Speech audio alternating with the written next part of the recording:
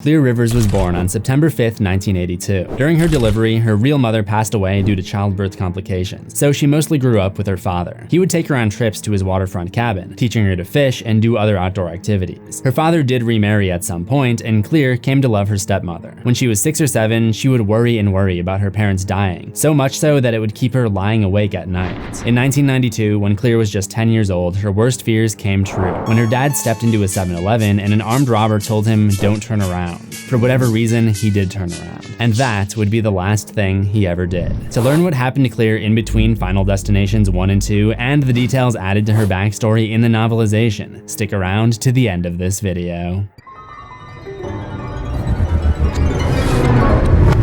Welcome to Horror History. My name is CZsWorld, and I haven't gotten a haircut in about a year and a half. Clear Rivers was the first returning character in the Final Destination franchise, and she's also one of the most unique, exhibiting an ability that no other character seems to possess. Before we get started, I accidentally got a second copy of Final Destination on Blu-ray, so I'm giving it away. To enter to win, you just have to be following me on Instant Grandmother and like this post. Full rules are in the description. After losing her father, Clear's life went to shit. Her stepmother remarried to some asshole that she never even liked when Clear's real dad was alive. And the new husband, who is technically not Clear's stepfather, didn't want kids. So her stepmother, who technically is still her stepmother and guardian, began to neglect her. Naturally, this causes Clear to become goth, just as any kid with a troubled home life does in a movie, but Clear would take it one step further. In 1998, she turned 16 years old, emancipated, and began living alone in her father's old house. She became an experimental artist and welder, expressing herself through strange experimental art. She also enjoyed watching crime drama shows. It's not clear, no pun intended, if she made any friends in high school, but it would appear that she doesn't have any friends in her senior year French class. She is, however, the most prolific French speaker in her class. Les enfants, écoutez. Excusez-moi, écoutez. Qu'est-ce que c'est l'annonce? The airport does not endorse solicitors. This is the class's big end-of-year field trip to Paris, France. The departure date is May 13th, 1999. Clear mostly has her nose in a book the entire time, Tropic of Cancer by Henry Miller. She gets coffee and a snack before boarding, and at the gates, another book falls out of her bag, and a classmate named Alex Browning helps her pick it up. When she takes it, it's open to a page about the Princess of Wales dying in a car crash in 1997, her first of many ominous signs. She listens to headphones while boarding and is mostly disconnected from the rest of the class as she takes her seat in row 23, seat J, where she started to feel a strange paranoia, but did not know where the feeling was coming from. The next thing she knows, Alex Browning is having a meltdown, freaking out and yelling that the plane is going to explode. In that moment, Clear felt the same uneasiness that Alex felt, and for whatever reason, she believed him and exited the aircraft to sit alone in the gate area. This is the first example of her unique ability to feel what others are feeling. She's not a visionary like Alex, Kimberly, Wendy, Nick, or Sam, and she's not a psychic. She can't read people's minds, but she can read people's feelings. She seems to be the only one to carry this ability, unlike her ability to see signs, which seems to be possible for anyone as long as they know to look. Sure enough, the plane explodes just as Alex predicted, and 39 minutes later, the 7 survivors, which include 6 classmates and 1 teacher, are moved to a closed-off room. There's a lot of hostility towards Alex, so Clear lives up to her namesake and clears the air. What, you think I'm some sort of... He's not a witch. Over an hour later, at 11:20 p.m., Clear is being interviewed by the FBI, explaining that she saw and heard Alex and believed him. When the families arrive, Clear is the only one with nobody to show up for her, and she gets a ride home from Alex's parents. On June 21st, 1999, Clear attends the memorial for the Flight 180 victims alone, and gives Alex a white rose for saving her life. This moment is photographed and ends up in the newspaper. She feels this unexplainable attraction towards him, and creates a sculpture in her garage of how he makes her feel. It's you. Not a likeness. It's how you make me feel, Alex.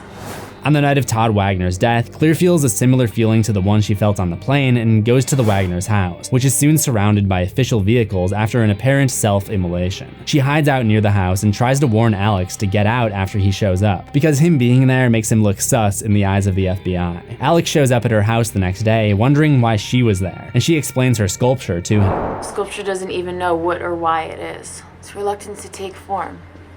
And you're creating an absolute but incomprehensible attraction.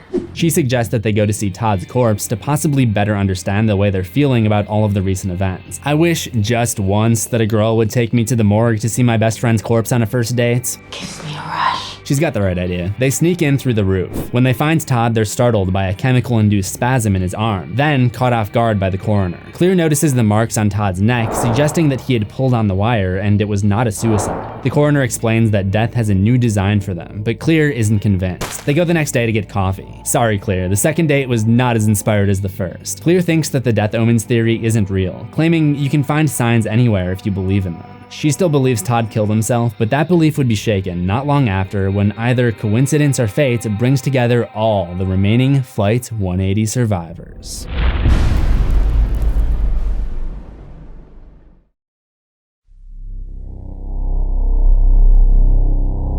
When each survivor somehow ends up in the same spot, Alex tries to warn the others about his theory, that each of them is still on death's list. Things get heated, and Terry Chaney ends up becoming the victim of a bus accident. Claire is shaken by the incident because it basically proves Alex's theory to be true. She becomes semi-obsessed with talking to him, to the point that Alex's dad recognizes her voice when she asks for him, and Alex is burned out from dealing with her, so he starts ignoring her. I think part of the reason for Claire's attraction to him is her ability to sense feeling. When Alex has a vision, it's accompanied by a lot of intense feeling, due to how real his visions can seem. Since Claire can detect these feelings, Alex is like a sensory overload for her. It's like how dogs have a great sense of smell, so they love things that smell. Don't they? Yes, they do. After death comes for their teacher, Miss Luton, the FBI wants to arrest Alex, thinking he's responsible. So they ask Claire if she knows where he is. They ask her to let them know if she hears from him, and she notices that they're keeping an eye on her to see if she'll reveal his location. So instead of contacting Alex, she arranges a meeting with the other remaining survivors, Carter and Billy.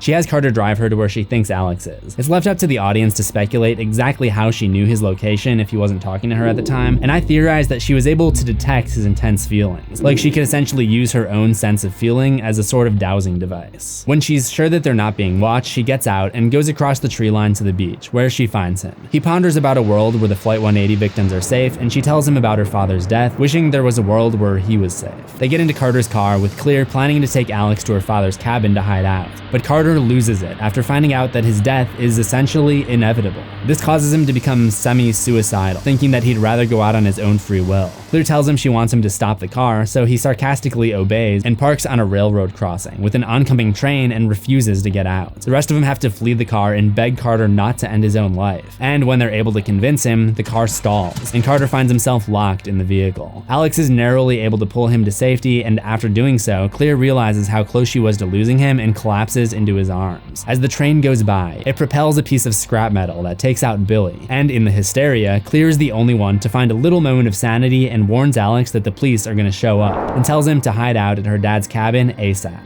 They disaster-proof the cabin, and Claire returns to her own home for safety, not realizing that Alex made a mistake with his prediction, and that she was actually next on death's list. Her experience watching crime dramas may be the reason that she realizes that the FBI is watching her. She comes out to straight up tell them that she won't turn Alex in. They offer to bring him into protective custody, where he'll be safe, and it's assumed that she does give away his location in exchange for his safety. But again, he wasn't the one who needed immediate protection. A storm brews, and the lightning sets a series of events in motion, resulting in a loose power line emitting sparks, which threatens her dog Rex's safety and knocks out the power. She runs out to save him, but when she does so, lightning strikes her drying rack and it spins out of control and punctures the pool, which floods the entire yard. She climbs into her window, but the storm overloads all the electronics in the house, making it actually more dangerous than she thought because of the fire hazard. So she flees to her car. Unable to get the garage door opener to work, she bashes through to try to escape, accidentally knocking over a can of flammable turpentine oil, which gets ignited by the loose wire.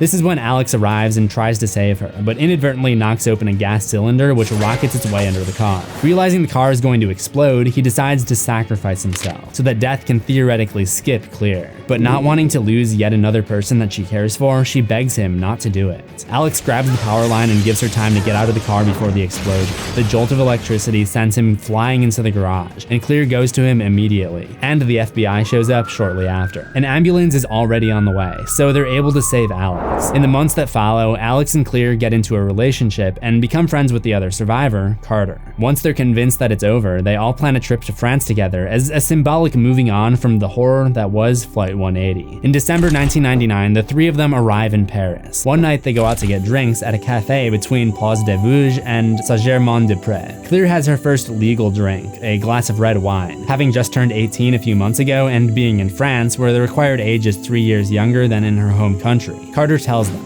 "Sometimes it just feels like the two of you are the only ones who can really understand." Which references the idea that they each had a unique ability and a unique connection. Clear tells him that she feels that they won, a chance at a full life, and they argue about what Death's plan for them really was all along. But Alex sees the signs of another possible disaster, and for whatever reason, his girlfriend isn't as quick to pick up on his feelings as she has been during past incidents. He heads back to the hotel, and Clear is concerned and wants to go with him, but he warns her to stay away. Just then she sees a sign of her own, the same one Alex saw shortly before Terry's accident. She realizes that a bus is going to hit Alex and is able to narrowly warn him before it happens.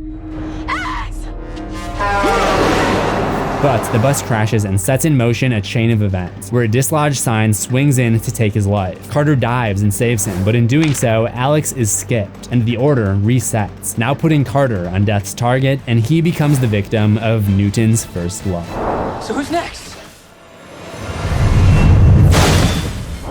Based on what she eventually tells the coroner, William Bloodworth, Alex and Clear both escaped Death's design dozens of times, sending the target back and forth between the two of them over and over in the year 2000, and most likely becoming the most skilled escape artist from Death's plans in all of Final Destination lore. Unfortunately for Clear, who probably would have rather gone first as opposed to losing yet another loved one, she was the more skilled of the two. Alex was struck by a falling brick in an alley, causing Clear to scream so loud that nearby merchants called the police. Alex was later pronounced dead, and Clear was arrested.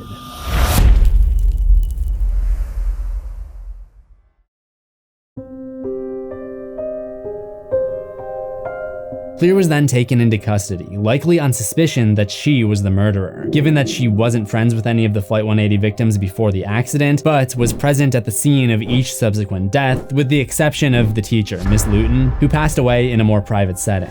Clear was investigated as a possible cult killer who wanted to take out those who survived the accident with her, based on some kind of belief or ideology. Obviously, they had no evidence against her that wasn't circumstantial, but rather than taking back her freedom, she admits herself to Stony Brook Institution, in a padded room in the insanity ward. Although she is put under the care of a Dr. Ron Fairbairn, she's not mentally ill like the other patients, but rather stays there voluntarily. She's able to monitor what's going on outside her door using a security camera, but given the fact that we've literally seen 2 cases of exploding monitors, you'd think she might forego that luxury. During her time in confinement, she keeps an evidence board filled with newspaper clippings about those involved in Flight 180 and other people who had near-death experiences. This must have been difficult to keep together without using any pushpins. On May 13th, 2000, 1 year after the crash of Volée Flight 180, Clear hears about an accident similar in nature to the explosion in the nearby town of White Plains, New York, and agrees to meet the alleged clairvoyant, Kimberly Corman, requesting that she does not bring any sharp objects, necklaces, belts, shoelaces, flammable objects, or edible objects in order to ensure her complete safety. She explains to Kimberly that the would-be victims will die in the same order that they were meant to in the pileup, and warns her not to ignore ominous-looking signs. Kimberly calls her a selfish coward before leaving, and Clear doesn't seem to mind at the time, but she would later reflect on the exchange and change her reclusive ways after rereading the article about the first Route 23 survivor that ran out of extra time. She checks herself out of Stony Brook Institution and tracks down Kimberly, somehow. I'm guessing that she's able to find Kimberly for the same reason she was able to find Alex at the beach. Kimberly, like Alex, is a visionary, so she often experiences intense and realistic feelings that come with those premonitions. Kimberly seems to have even more detailed visions than Alex did, so it may have been relatively easy for Clear to track someone like that down. She takes Kimberly and Officer Thomas Burke to the Mount Abraham coroner, William Bloodworth, the same man who gave them the idea about Death's list the previous year. He's expecting them when they arrive, and when pressed by Kimberly, he reveals that only the introduction of new life can defeat death. Would have been nice to know a year ago, but whatever. While filling up at the gas station after this visit, we really see how Clear's time alone after Alex's death forced her to become even more cautious, when she alertly spots a teenager lighting up a cigarette and scolds him for it, probably saving them all from getting Zoolandered into the afterlife.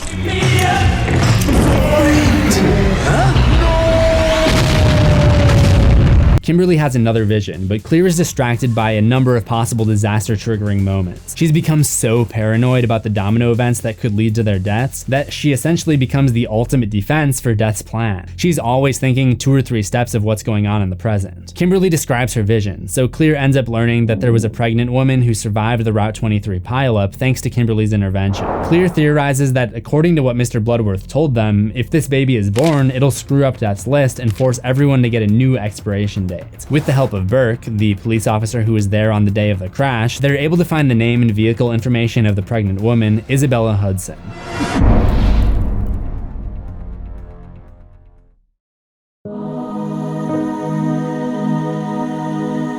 Burke organizes a meeting with the remaining Route 23 survivors, and Clear tries to warn them all to look out for signs. One of the guys, Eugene, thinks they're all full of BS and gets his coat to leave, starting an accidental Rube Goldberg machine that nearly knocks Clear out the window. But for some reason, that's still not enough to convince him that Clear and Kimberly are telling the truth, and then things start getting weird. Like, I honestly don't think I've ever done an episode of Horror History where the events that I discuss get this cringe. So one of the guys sees what he perceives to be a man with hooks.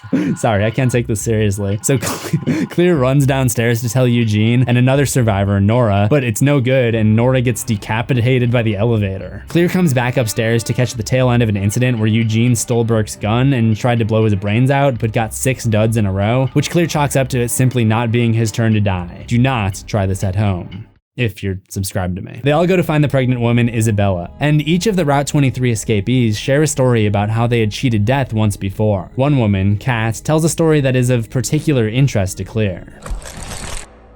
Last May, I'm supposed to go and stay at this cheesy little bed and breakfast in Pennsylvania, right?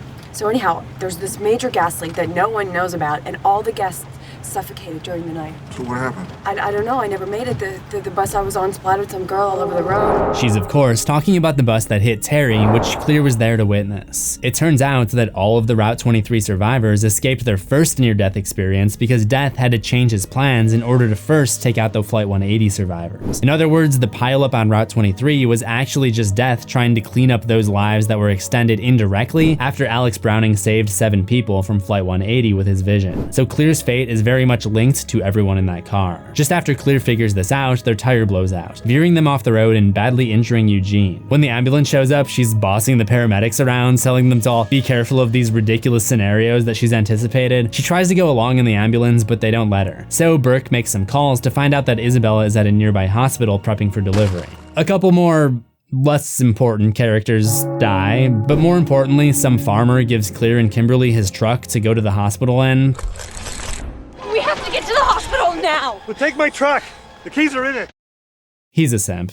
We were all thinking it. When they get to the hospital, Clear goes to find Eugene to try to keep him safe, while Kimberly and Burke go to look for Isabella to make sure that the birth goes smoothly. Clear is unable to find Eugene, because remember, he's not a visionary. She can't detect him. She ends up running back into her comrades after Isabella safely delivered the baby, and they celebrate Death's curse allegedly being over. Only Kimberly has another vision of the Route 23 pileup and realizes that they were wrong. Isabella was never supposed to die. Kind of a big oopsie. Kimberly envisions someone with bloody hands driving into a lake, which Clear interprets to be Eugene and takes off after him instead of, just asking if they were the hands of someone with dark skin. She finds Eugene's room and opens the door, not realizing his oxygen supply was leaking, which really wouldn't be much of an issue, but this oxygen is flammable?